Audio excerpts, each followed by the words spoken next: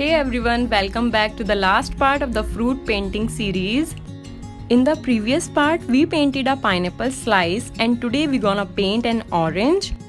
And if you haven't watched the previous parts, you can check it out towards the end of this video. Now let's jump into the video.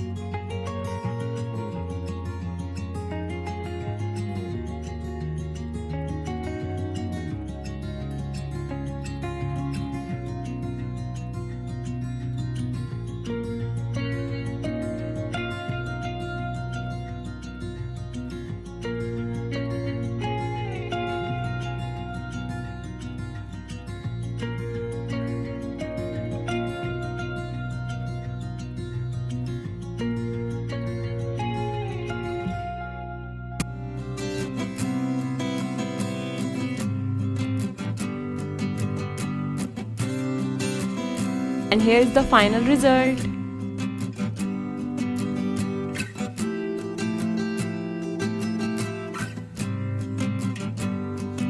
I hope you enjoyed this entire series, and if you wanna see this kind of series in future, please let me know in the comment section below.